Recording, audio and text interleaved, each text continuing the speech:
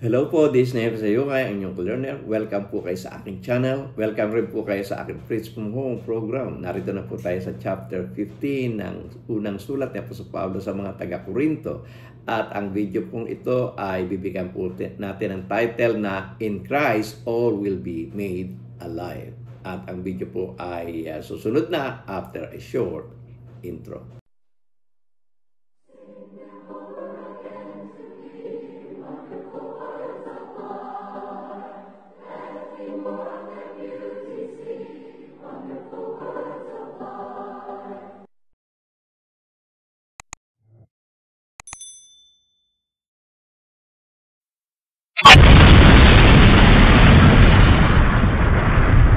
Magandang gabi mga kapatid, muli tayo mag-aaral ng banal na salita at tayo po ay magpapatuloy lamang sa ating serye ng pag-aaral dito sa sulat ni Apostol Pablo sa mga taga-Korinto at narito na po tayo sa chapter 15 at bago tayo pumunta sa chapter 15, muli natin sariwain yung ating pong nakaraang video at ito po ay binigyan natin ang titulo na Gift of Tongues versus the Gift of Prophecy. At kinuha po natin yung titulo mismo doon sa chapter na ating pong pinag-aralan nung nakaraan. At ito po ay nasa 1 Corinthians chapter 14 verse 19 at NIV na po ang aking babasahin at sabi po ng banal na kasulatan ay ganito.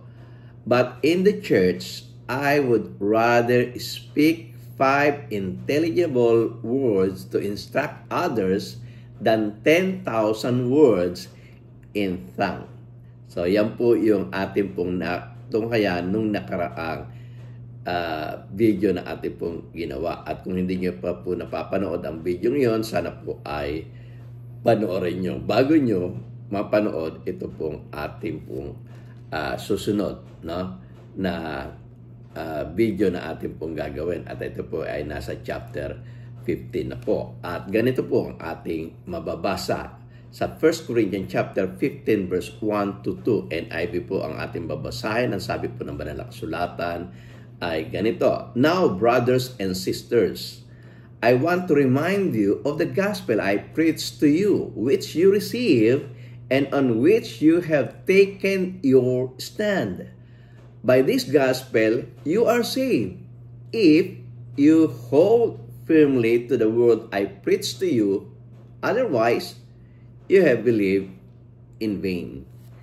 Sabi ni Apostol Pablo, kung babasahin natin po yan sa Tagalog, ang sabi, ngayoy pinatatalastas ko sa inyo mga kapatid, ang ebanghelyo na sa inyo'y aking ipinangaral na inyo namang tinanggap, na siya naman inyong pinananatilihan.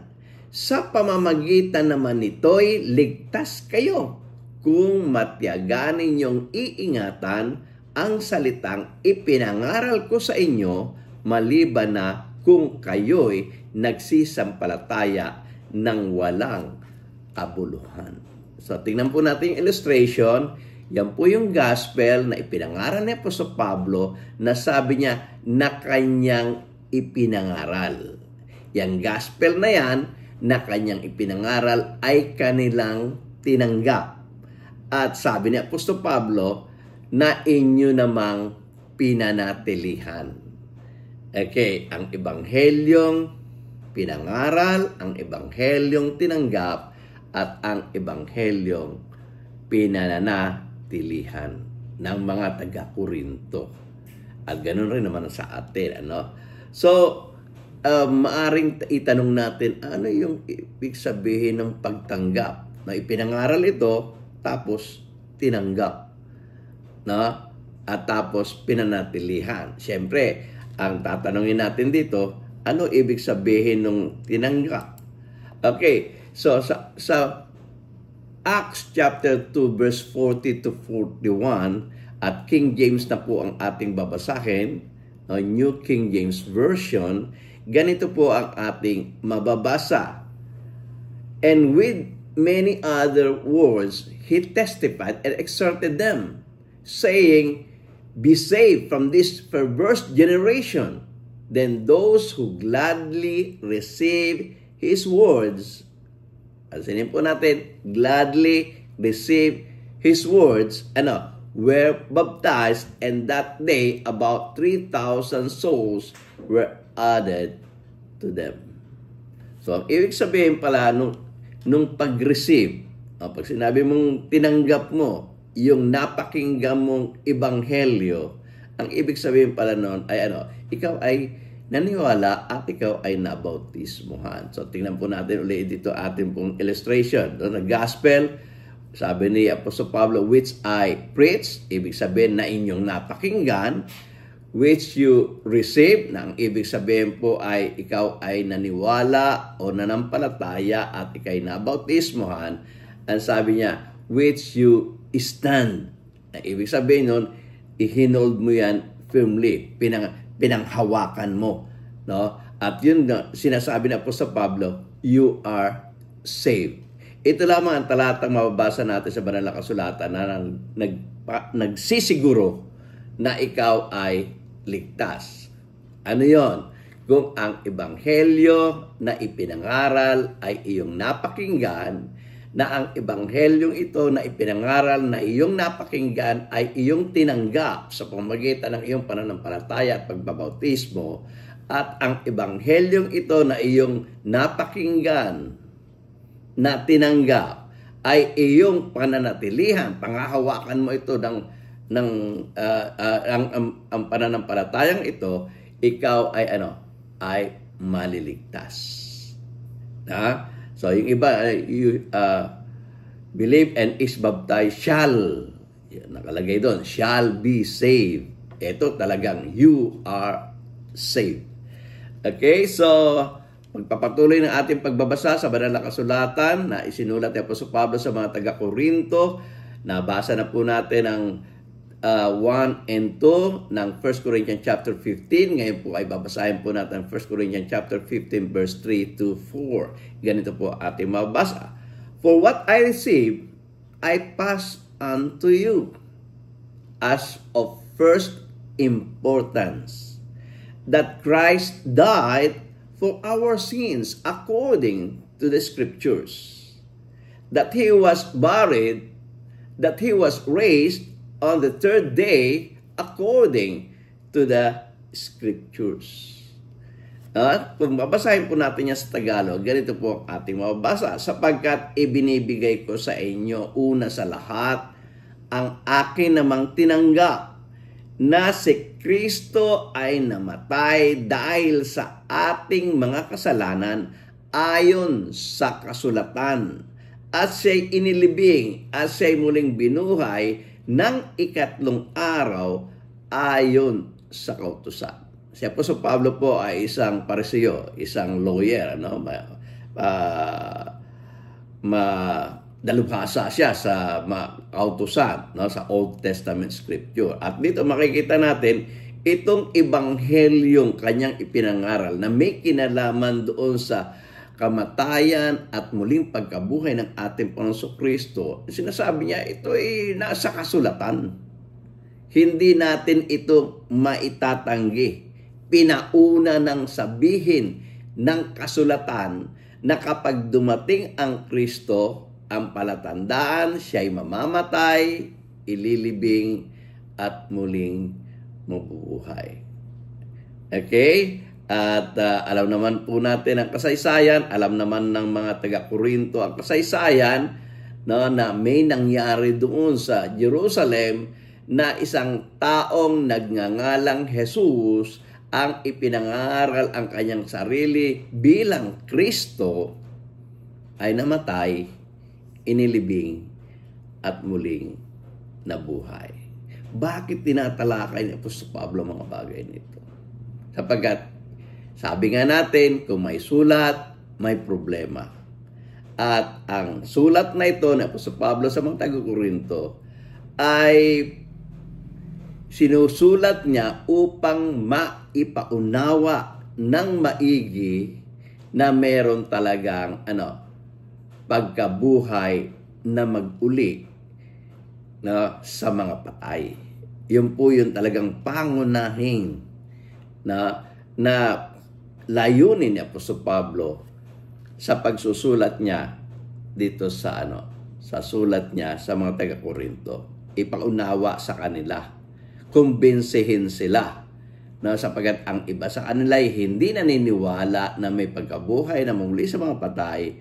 Gusto niyang ipaunawa sa mga taga-Korinto na meron ngang tunay na pagkabuhay na magmuli sa mga patay. At yun nga, ang unang ebidensya na may tunay ngang pagkabuhay na magmuli sa mga patay ay ang pagkabuhay, pagkamatayan at pagkalibing at pagkabuhay na muli ng ating Panginoon Kristo. Tignan po natin po doon sa illustration. No? Dito po sa illustration, nakikita natin yung kasulatan, yung mga kasulatan ay naandun po sa time pass na ang sabi, ayon dito sa kasulatan, yung Messiah o yung Kristo ay had to suffer and raise from the dead. At yun nga, nangyari sa last days na itong ating Panginoon Panginoong Jesus, siya ay namatay, inilibing at muling nabuhay. Sa mga tuwid, yung Jesus, yung taong Jesus na natunghayan ng mga Hudyo at ng buong mundo na namatay, inilibing at mabuhay, siya na nga ang Mesayang ipinangangaral o hinihula na darating doon po sa Old Testament, ayon sa kasulatan. Okay? Marami pong nangaral na siya ang Mesyas. Marami pong nangaral na siya ang Kristo sa kapanahunan ng ating Panginoon Kristo. Pero si Jesus lamang po ang makapag-claim nito sapagat sa kanya lamang nangyari ang bagay nito na siya'y namatay, nilibing at muling nabuhay. Okay, so sabi nga doon sa Lucas 24 talatang 44 hanggang 46 na mabuting balita Biblia na po ang ating babasahin, pinatunayan ng ating Panginoon Kristo nung matapos siyang mamatay, ilibing at muling mabuhay, nung may makausap siyang dalawa na sa mga alagad niya, ito yung kanyang sinabi. Ang sabi po ng ating Panginoon Kristo do sa Lucas Kapitulo 24 talatang 44 hanggang 46 ay ganito. Pagkatapos ay sinabi niya sa kanila, ito ang tinutukoy ko nang sabihin ko sa inyo noong kasama pa ninyo ako nung buhay pa siya. Dapat matupad ang lahat ng nasusulat tungkol sa akin sa kasulatan ni Moses, sa aklat ng mga propeta at sa aklat ng awit. Binuksan niya ang kanilang pag-iisip upang maunawaan nila ang kasulatan. Sinasabi niya sa kanila, ganito ang pagkakasulat. Kinakailangang magdusa at mamatay ang Kristo pagkatapos siya ay muling mabuhay sa mga patay. Di ba yan ang sinabi ni Moses? Di ba yan ang sinabi ng mga propeta? Di ba yan ang sinabi ng mga ng aklat ng awit na ang Kristo'y mamamatay at muling mabubuhay sa ikatlong araw? Ito'y nangyari sa akin. Therefore, ang Kristo na sinasabi ni Moses, ang Kristo na sinasabi ng mga propeta, ang Kristo na sinasabi sa aklat ng mga awit ay ako o si Jesus. So, yun yung pagpapatunay ng ating Panginoong Jesus na siya na nga ang Kristo, ang anak ng Diyos na buhay. At ang ebanghelyong ito na may kinalaman doon sa muling pagkabuhay sa mga patay ay ito nga yung ebanghelyo na magliligtas sa lahat ng tao sa buong mundo. Ito ang ipinangako ng Diyos na biyaya sa lahat ng mga bansa. At yun nga ay mabasa natin sa Galacia Kapitulo 3, talatang 8. Ganito po ang ating mabasa. And the scripture, foreseeing that God would justify the Gentiles by faith. Ibig sabihin nung justify the Gentiles by faith, hindi lamang mga Hudyo, kasama ang mga Hentil, kasama ang buong mundo, kasama ang lahat ng tao sa buong mundo. Na ang sabi doon, and the scripture was saying that God would justify the Gentiles by faith, preach the gospel to Abraham beforehand, saying, in you all the nations shall be saved. Kaya nga nung sinabi ng ating Panginoong Diyos kay Abraham na ihandog mo ang iyong anak, no, kay isang anak at matagal niya nang inintay na dumating, no, yung si Isaac, sabi ng ating Panginoong Diyos, ihandog mo sa akin si Isaac. At bakit sinunod ni Abraham ang Diyos doon sa utos ng Diyos na na ihandog si Isaac? Samantalang nag-iisang anak lang yon. Ang pangako ng Diyos kay Abraham ay blessings of all nations. Diba? Sa pamagitan ng kanyang binhi. Tapos mamamatay sa Isaac. Kasi nga, sabi ng banal na kasulatan, naniniwala si Abraham na na mula sa mga patay ay muling bubuhayin niya si Isaac. At siyempre, kapag manatiling mabuhay si Isaac, ay ang lahi ni Isaac ay magpapatuloy hanggang sa itong lahi ni Isaac ay dito susulpot ang Kristo, na ang Kristong ito ang magiging daan para ang lahat ng nasyon ay mabiyayaan o maligtas. Okay, so tuloy-tuloy lang natin po ang pagbabasa sapagkat yun lang po naman ang talagang gagawin natin, magbasa ng sulat upang ang sulat na ito ay ay maunawaan natin, at kapag natin pong naunawaan ay may apply natin sa ating pamumuhay dito sa mundo araw-araw. Okay? So, 1 Corinthians chapter 15 verse 5 to 6, ganito po ating mababasa. And that he appeared to Cephas, and then to the 12. After that, he appeared to more than 500 of the brothers and sisters at the same time. And most of whom are still living, though some have fallen asleep. So dito makikita natin, pinatunayan na ang Kristong ito, ang Jesus na ito ay namatay at inilibing at muling nabuhay. Sabi niya nga, ang patunay niyan nagpakita yan kay Cephas. Si Cephas po yung si Pedro.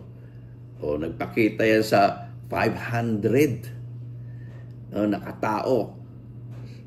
Di ba? At nagpakita yan sa akin, hindi pa nababanggit dito na sa mga susunod na data. Pero dito makikita natin, sinabi niya yung mga 500 meron pang nabubuhay. Ibig sabihin, kung gusto niyo ng living witness sa pagkamatay, pagkalibing at muling pag-ubuhay ng ating Panginoong Kristo, meron pa kayong mai-interview. Meron pa kayong matatanungan. Bakit?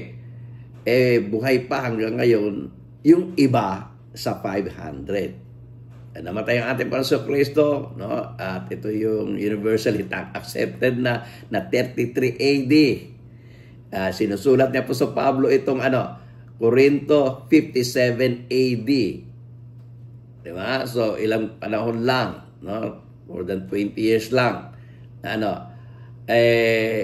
Sigurado may mga nakasaksi pa na 500 na nabuhay pa, na pwedeng tanungin kung totoo o hindi na may namatay ngang Jesus, nilibing at muling nabuhay.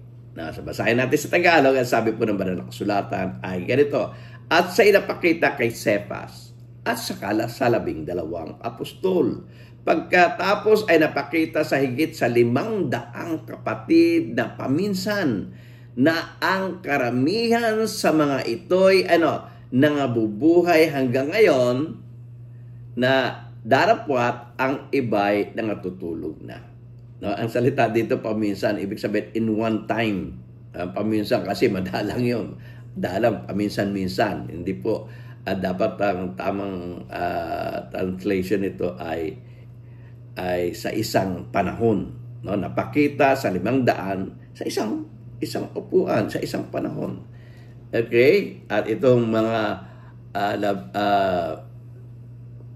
500 o 500 katao ay meron pang nabubuhay na pwedeng tanungin kung totoo nga na may Jesus na nangangaral na siya ang Kristo ay namatay, nilibing at muling nabuhay.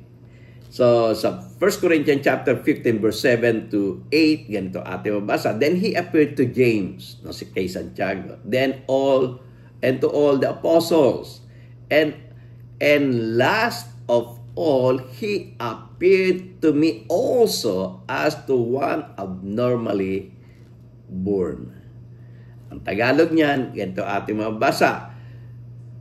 Saka napakita kay Santiago at saka sa lahat ng mga apostol at sa kahuli-hulihan tulad sa isang ipinanganak sa di kapanahunan ay napakita naman siya sa akin. So, sabi ni Apostol Pablo, sigurado tayo dito, sapat na ang mga ebidensya na merong ang Jesus na namatay, inilibing, at muling nabuhay sa ikatlong araw. No? Sapagkat maraming witnesses sa husgado para mapatatag ang iyong kaso. No? Ay mas maraming saksi ang mga ipipresenta mo ay mas maraming tsansa na maipapanalo mo ang kaso. No, at dito makikita natin 500 witnesses. O kung may mga may mga nangamatay man, iba may natitira pa. Okay, so 1 Corinthians chapter 15 verse 9. Ganito ating mababasa. For I am the least of the apostles and do not even deserve to be called an apostle because I persecuted the church of God. Sa Tagalog sabi, ako nga ang pinakamaliit sa mga apostol at hindi ako karapat-dapat na tawaging apostol sapagkat pinag-uusig ko ang Iglesia ng Diyos. Sa 1 Corinthians chapter 15 verse 10, ganito ating mabasa. But by the grace of God, I am what I am. And His grace to me was not without effect. No, I worked harder than all of them. Yet not I, but the grace of God that was with me. Sa mga nagre-request na sabi na Tagalogin ko, so babasahin natin po ng Tagalog. Ang sabi po ng Banal na Kasulatan ay ganito. Darapwat sa pamamagitan ng biyaya ng Diyos, ako nga'y ako, at ang kanyang biyaya na ibinigay sa akin ay hindi nawala ng kabuluhan, bagkus ako'y malabis na nagpagal kaysa kanilang lahat, sapagkat hindi ako, kundi ang biyaya ng Diyos na sumasa akin. Nagawa ko itong trabahong ito, nagpagal ako ng sobrang pagpapagal, ng higit sa pagpapagal nila. Actually, hindi naman ito sa aking sarili, kundi nakasubaybay yung biyaya ng Diyos na sumasa akin upang maisakatuparan ko ang bagay na ito. Okay, sa 1 Corinthians chapter 15 verse 11 to 12. Ganito ating mabasa. Whether then it is I or they, this is what we preach, and this is what you believe. But if it is preached that Christ has been raised from the dead, how can some of you say that there is no resurrection of the dead. Sabi ni Apostol Pablo, hindi naman ako nagsosolo sa doktrinang ito eh.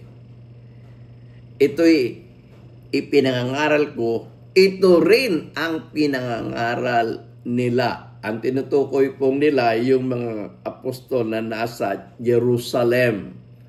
Na sila, yung 12 apostol. No? At iba pang mga alagad, kagaya ni Philip. No? Yung mga alagad ng ating Panginoon Kristo. So, lahat kami, iisa lamang ang aming ipinangaral. At ang aming ipinangaral, walang iba kundi ang pagkabuhay na mag-uli ng ating Panginoong Hesukristo. Sa Tagalog ko po babasahin, ang sabi po ng banal na kasulatan sa unang Korinto, Kapitulo 15, talatang 11 hanggang 12, ang Bibliang Tagalog na nalimbag noong 1978 ang aking babasahin. Ang sabi po ng banal na kasulatan ay ganito, maging ako nga o sila ay gayon ang aming ipinangangaral at gayon ang inyong sinasampalatayanan. Kung si Kristo nga'y ipinangaral na siya'y muling binuhay sa mga patay, bakit ang ilan sa inyo ay nagsisipagsabi na walang pagkabuhay na muli sa mga patay? Sabi nga natin, kapag may sulat, may problema. At narito na po tayo sa chapter 15. Na mula pa sa chapter 1, nakita natin napakaraming problema ng Korinto. At isa sa mga problema ng mga taga-Korinto, meron pa sa kanila na hindi naniniwala na may pagkabuhay na mag-uli sa mga patay. Okay? At nakalulungkot yun, mga kapatid. Bakit? Hanggang sa ngayon ay marami pa ang naniniwala na na ang patay ay mananatiling patay at hindi na mabubuhay. Okay? At merong mga naniniwala noon na may pagkabuhay na maglamatay na sa ngayon na dahil sa dami ng mga napapanood na sa social media na kung ano-ano nga kasinungalingan, merong mga naniniwala noon na may pagkabuhay na mag-uli sa mga patay ay hindi na naniniwala sa ngayon. No? So, meron na hindi naniniwala na merong may Diyos. Lalong-lalo na merong naniniwala na na walang pagkabuhay na muli sa mga patay. Kaya nga sinasabi niya, life is short. Enjoy na natin. Sabi ng mga ni Apostol Pablo, kung walang pagkabuhay na muli sa mga patay, tayo na ang pinakawalang pag-asa. Na walang pagkabuhay na muli sa patay, tapos tayo tinitiis natin ang buhay na simple, na hindi tayo nakikisama doon sa materialism. Kaya tayo na ang pinakakawawa. Pero hindi tayo ang pinakakawawa sapagkat tayo may pag-asa sa muling pagkabuhay sapagkat ang ating Panginoon Jesucristo ay muling nabuhay. At siya ang ebidensya na may muling pagkabuhay sa mga patay. Okay, so muli kong basahin, ang sabi doon sa 1 Corinthians chapter 15 verse 11 to 12, maging ako nga o sila ay gayon ang aming pinangangaral at gayon ang inyong sinasampalatayanan. Kung si Kristo nga ay pinangangaral na siya ay muling na binuhay sa mga patay, bakit ang ilan sa inyo ay nagsisipagsabi na walang pagkabuhay na muli sa mga patay? Sa 1 Corinthians chapter 15 verse 13 to 14, ganito ang ating mabasa. If there is no resurrection of the dead, then not even Christ has been raised. And if Christ has not been raised, our preaching is useless, and so is your faith. Sabi na po sa Pablo, dapat kung walang pagkabuhay na muli sa mga patay, hindi totoo na may bubuhay yung mga patay, ay hindi rin nga muling binuhay si Kristo. Merong di ba? Merong ebidensya eh. At kung si Kristo ay hindi muling binuhay, ay walang kabuluhan ang aming pangangaral. Wala rin namang kabuluhan ang inyong pananampalataya. Sayang lang, naniniwala kayo na na may resurrection, yung wala namang resurrection. Di ba? Pero muling binuhay si Kristo eh. Di ba? Ibig sabihin, may resurrection. Nakarating yan. Kung walang pagkabuhay na muli sa mga patay, di sana hindi rin binuhay si Kristo. Diba? At kung hindi muling binuhay si Kristo, nagsisinungaling kami. Bakit yun ang pinangaral namin eh? Na muling binuhay ang ating Panginoon Kristo. At therefore, tama yung ating pananampalataya. Tama na tayo'y sumasampalataya na meron ngang pagkabuhay na muli sa mga patay. Pero totoo, bago pa isinulat ni Apostol Pablo ito bago pa matatag ang church, sa panahon ng ating Panginoong Jesus, dinatnan na ni Jesus ang mga grupo ng mga Hudyo sa party ng mga Sadusyo na hindi naniniwala sa pagkabuhay na muli sa mga patay. Hindi sa mga anghel, hindi rin sila naniniwala sa mga espiritu, hindi rin sila naniniwala. Saan natin mababasa yon? Sa Matthew chapter 22 verse 23, ganito ating mabasa. On that day, some Sadducees who say there is no resurrection came to Jesus and questioned him.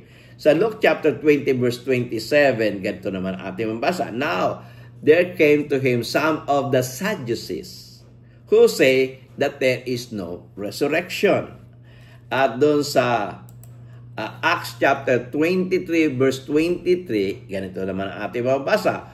For the Sadducees say that there is no resurrection, nor an angel, nor a spirit, but the Pharisees acknowledge them all. So makikita natin, may mga talata tayo mabasa na sa kapanahunan ng ating Panginoon Kristo, meron talaga mga tao na hindi naniniwala sa pagkabuhay na muli sa mga patay. May mga taong hindi naniniwala sa resurrection. At yun nga yung grupo o partido ng mga Sadusyo. Pero ang partido ng mga Parsiyo naniniwala. Okay, so sa 1 Corinthians chapter 15 verse 15, ganito ating mababasa. More than that, we are then found to be false witnesses about God. For we have testified about God that He raised Christ from the dead, but He did not raise Him if in fact the dead are not raised. Mangyayari dyan, nangangaral kami tungkol sa pagkabuhay na muli sa mga patay ng ating Panginoon Kristo, tapos hindi naman pala totoo, lumalabas, sinungaling kami. Ayun nga sabi doon, unang Korinto kapitulo 15, talatang 15, oo, at kami ay nasumpong ang mga saksing bulaan tungkol sa Diyos, sapagat aming sinasaksihan tungkol sa Diyos na Kanyang muling binuhay si Kristo, na hindi siya muling binuhay, kung tunay nga ang mga patay ay hindi muling binuhay.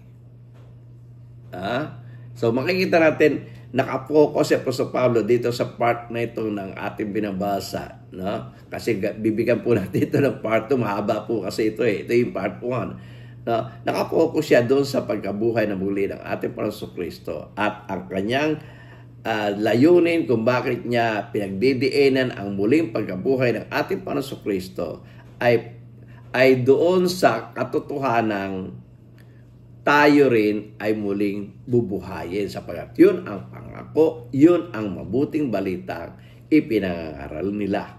Okay, sa 1 Corinthians chapter 15 verse 16 to 17, ganito ating mabasa. For if the dead are not raised, then Christ has not been raised either. And if Christ has not been raised, your faith is futile. you are still in your sins.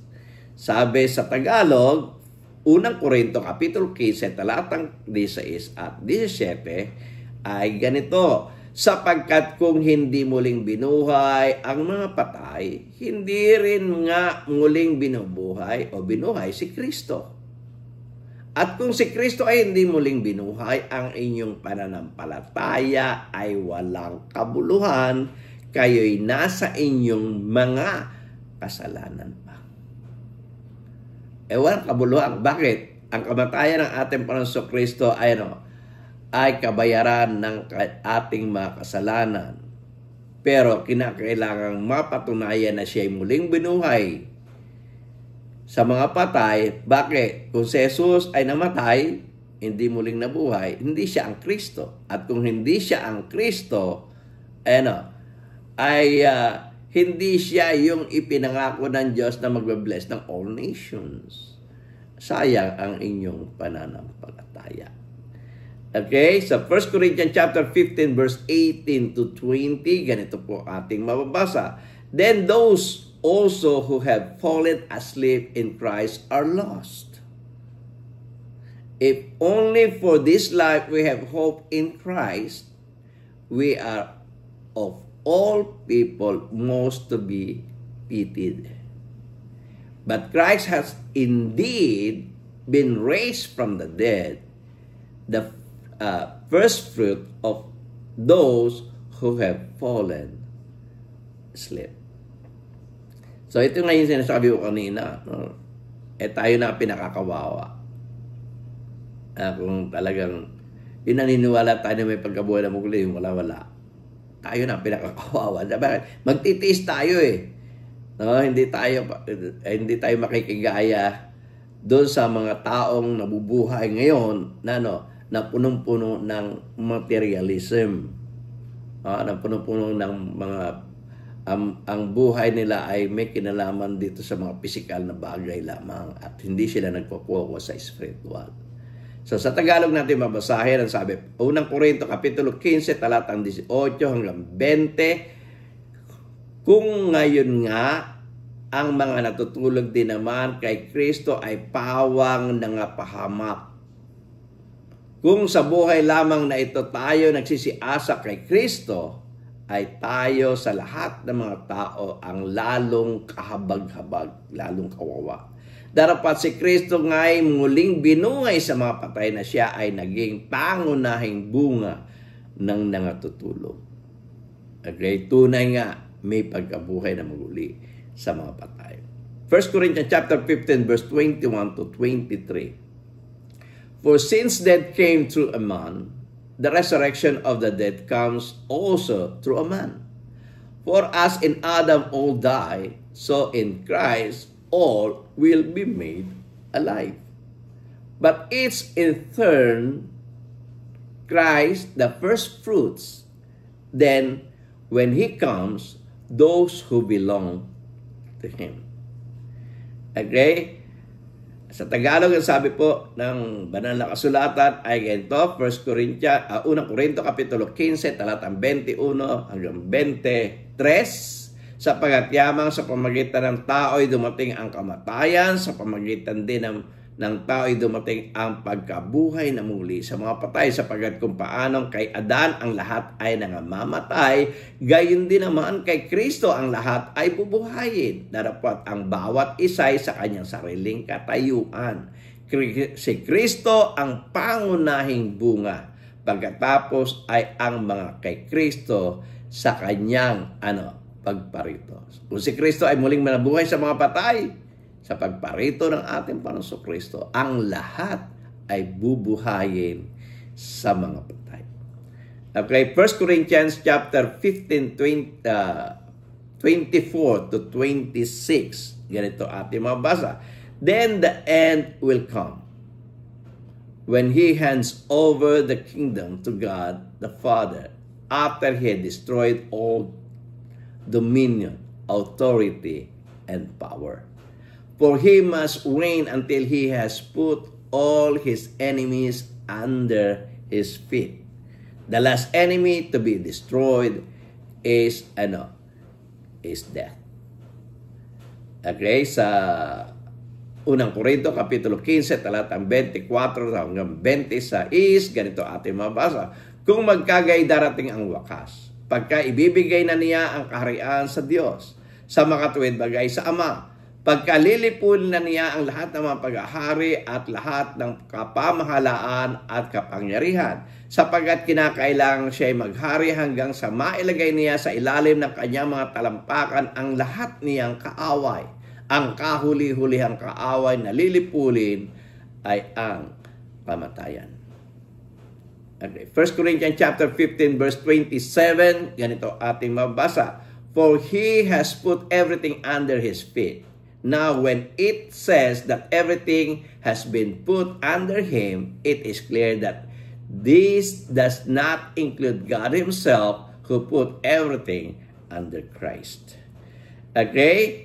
Sapagkat Kanyang pinasuko ang lahat ng mga bagay sa ilalim ng Kanyang mga paa, dapat kung sinasabi ang lahat ng mga bagay pinasuko ay maliwanag na itinangi yaong nagpasuko sa lahat ng mga bagay sa Kanya. 1 Corinthians chapter 15 verse 28, ganito ating mabasa, when He has done this, then the Son Himself will be made subject to Him who put everything under Him, so that God may be all in all. At kung ang lahat, sa unang Korinto, Kapitulo 15, talatang 28, ang sabi, at kung ang lahat ng mga bagay na pasuko na sa Kanya, kung magkagayay ang anak rin ay pasusukuin naman sa nagpasuko na lahat ng mga bagay sa Kanya upang ang Diyos ay maging lahat sa lahat. Okay, 1 Corinthians chapter 15 verse 29. No? Binabasa ko na lang kasi self-explanatory naman yon. No? Kaya binabasa ko na.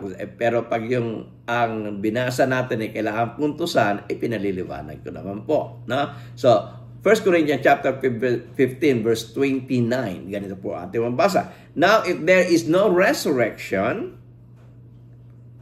what will those do who are baptized from the dead? If the dead are not raised at all, why are people baptized for them?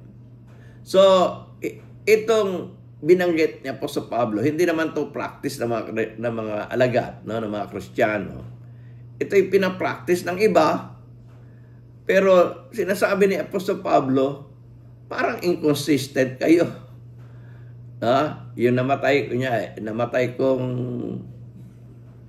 kapatid, para mailigtas ko lang, dahil nung nabubuhay siya, hindi siya nabautisman, magpapabautismo ako in behalf of my kapatid. Para para siya magkaroon ng resurrection. Diba? So, inconsistent kayo kasi ginagawa niyo to, tapos hindi naman pala kayo naniniwala may pagkabuhay na muli sa mga patay.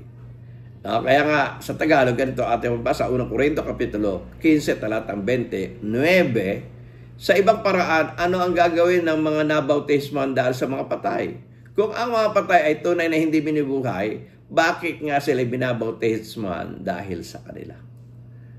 Diba? So, inconsistent. Bakit mo pa nagpapabautismo in behalf of your relatives? In behalf of your brother, in behalf of your sister? Anong saysay nun? Anong kabulan nun? Diba? Wala.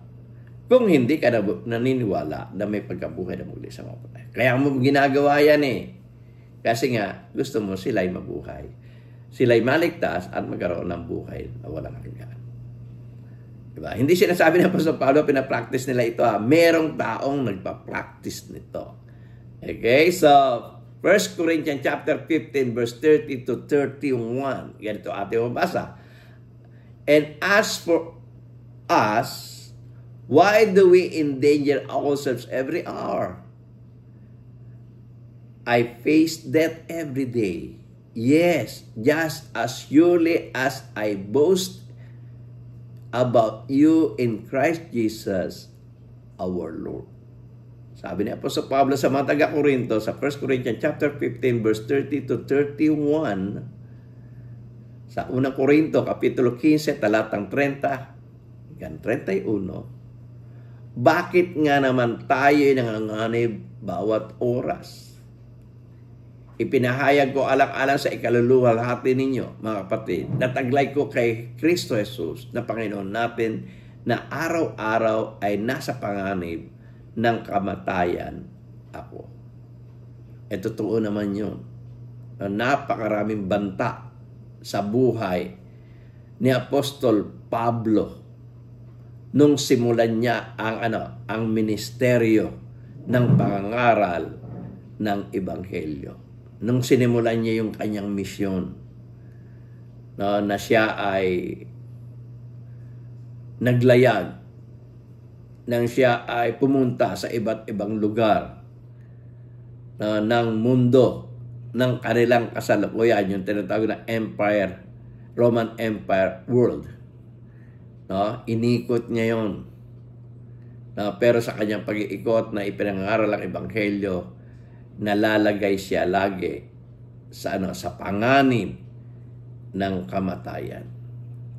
Okay, pero hindi niya yun ininda sapagkat totoo ang kanyang ipinangangaral. 1 Corinthians chapter 15 verse 32, ganito ating mabasa, "If I fought wild beasts in Ephesus with no more than human hopes, what have I gained? If the dead are not raised, let us eat and drink, and for tomorrow we die." Sabi ni Apostol Pablo, kung ako'y nakipagbaka sa Epeso laban sa mga ganit, ayon sa kaugalan ng tao, ano ang pakikinabangin ko? Itinayaan niya yung buhay niya. Yung pala hindi totoo yung sinasabi niya. Anong pakinabang nun? Diba? Kung ang mga patay hindi muling binuhay, at wala talagang pag-asa na tayo ay muling bubuhayin, pag tayo namatay, patay na, mabubulok, tapos na, end na yung life,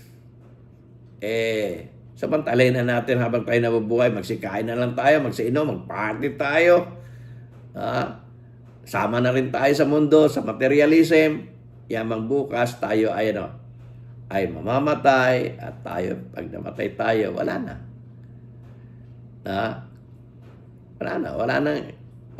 Kasi wala naman palang spiritual world. Wala naman palang langit.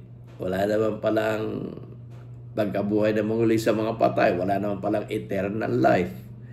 Ang nalalabing buhay na lang natin na andito sa mundo. Sabi nga, life is short. Di mag-enjoy tayo.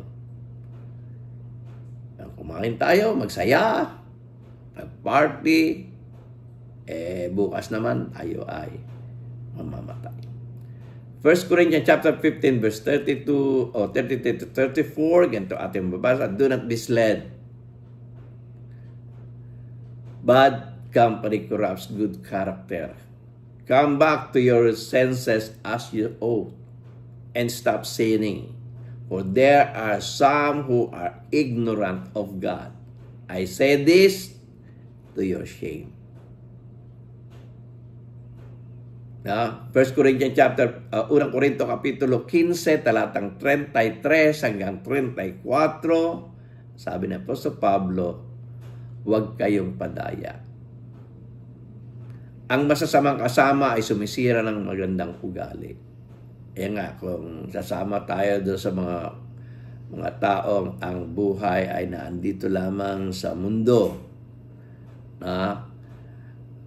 nalulunod sa materialism, masamang kasama yan. Sisirain yan ang ugali mo.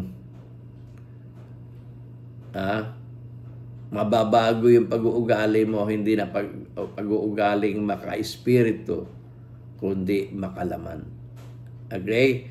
Sabi diyan, gumising kayo ng ayon sa katuwiran, at huwag magkasala, sapagkat may mga ibang walang pagkilala sa Diyos. Sinasabi ko ito upang kayo'y kilusin sa kahihiyan. Nakalulungkot. May mga taong hindi naniniwala sa sa muling pagkabuhay na muli sa mga patay. At may mga tao pa, maging hanggang sa panahon natin ngayon, ang hindi kumikilala sa Diyos.